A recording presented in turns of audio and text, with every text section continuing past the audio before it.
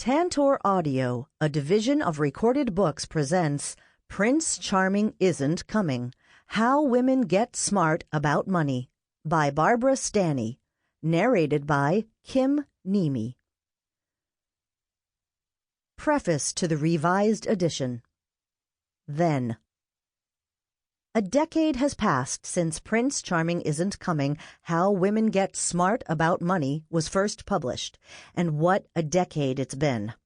I never expected so many women would tell me how this book changed their life. But truthfully, I'm even more amazed by how dramatically and quickly it changed mine. Up until the fall of 1997, I'd been a newly married freelance journalist intent on getting out of my financial fog by interviewing smart women and following in their footsteps. But when this book hit the shelves, I hit the road, thrust into a whole new career. Suddenly, I was an author and motivational speaker going from city to city, giving keynote speeches, media interviews, and workshops to educate and empower women about money. I felt like a female Paul Revere galloping across the country, hell-bent on waking women up from their financial stupor. Never in all my life did I envision this would be the path I'd travel. Nor did I expect how often women who read my book would say, "I felt like you were talking specifically to me." I had clearly struck a chord, and my timing was impeccable. Prince Charming Isn't Coming appeared on the cusp of a revolution in women's relationship to money. The financial industry was just beginning to recognize women as an untapped, highly lucrative market, and women were starting to realize that money was something they needed to master. It was finally dawning on them, many of whom were staying single longer, that Prince Charming may never come. And even if he did, Prince Charmings leave, Prince Charmings die, Prince Charmings aren't always great money managers. You could almost hear the sound of denial being shattered as women were awakening to the call for action. Sadly, neither my husband nor I were prepared for the sudden changes in my life. Our marriage didn't make it, but my mission remains undaunted. And now, I'm still traveling the country, writing books, empowering women. But in some ways, I'm looking out at a very different landscape than when I began. The good news is that today, a decade later, the vast majority of women know without a doubt they must get smart about money. No one needs to convince them. Women expect to live to a ripe old age, likely outlasting their partners. Most understand their future security hinges on their financial savvy. In fact, according to a 2000 Gallup poll, women ranked financial issues as the most pressing concern in their lives, ahead of family, health, time, and equal rights. But as the old saying goes, the more things change, the more they stay the same. Sadly, that statement sums up what I'm seeing these days, a frightening level of financial inertia among females. Women know full well they should do something, but they still aren't doing it. The recognition is there, but the resistance is stronger. For example, in 2005, 93% of the women interviewed told pollsters from Oppenheimer funds that saving for retirement was their primary investment goal. Yet 47% of those women had not contributed to their retirement plan, and 55% said they were not very, or not at all, prepared for retirement. A disturbing truth. The Prince Charming syndrome is alive and well. It's as rampant among the 20 and 30-somethings as it is with us baby boomers. And as I witnessed from interviews for my second book, Secrets of Six-Figure Women, even the most sophisticated and successful women are under the spell of this seductive myth.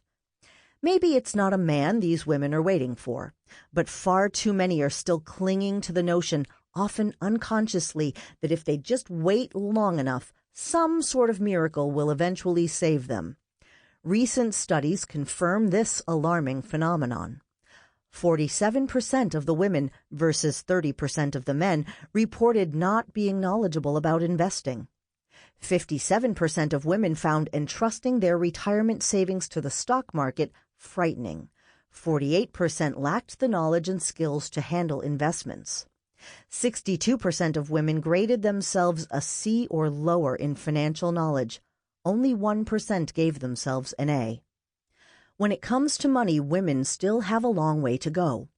Why, when we know better, aren't we acting in our best interests? The reason, I believe, is what led me to write this book in the first place.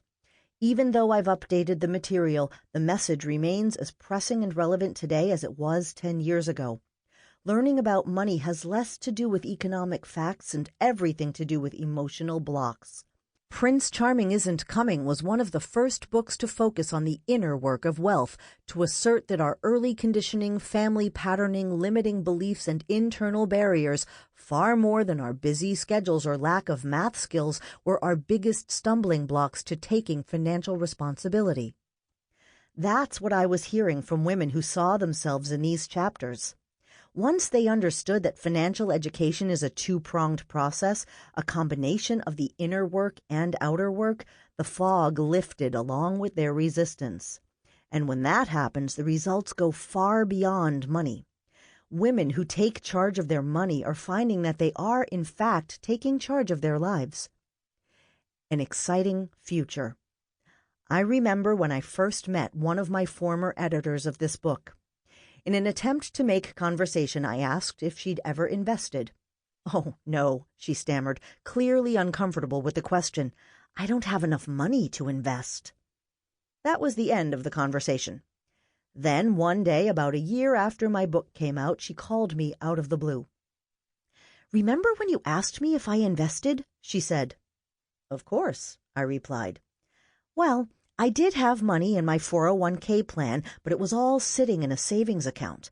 My brother, who was an investment banker, kept telling me that was foolish, but it wasn't until I worked on your book that I realized how truly dumb that was. So I found a financial advisor and we put it all in mutual funds. Then every night I took all the spare change I had in my purse and put it in a jar.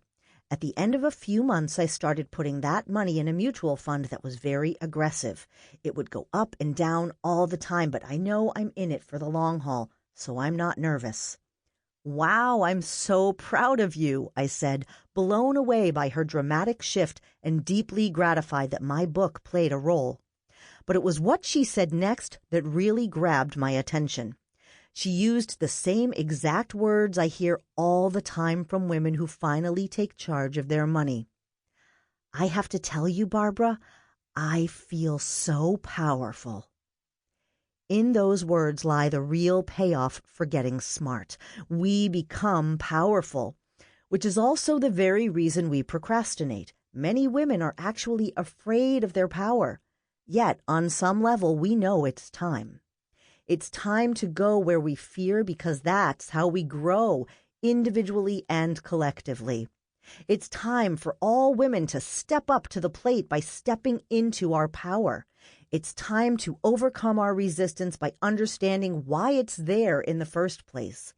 It's time for every one of us to experience the true joy, the incredible thrill, the unbelievable sense of security, along with the substantial boost in self-esteem that goes hand in hand with financial independence.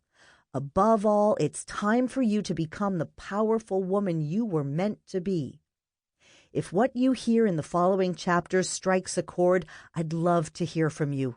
Please contact me through my website, barbara-hewson.com. The time for women to embrace their power has at long last arrived.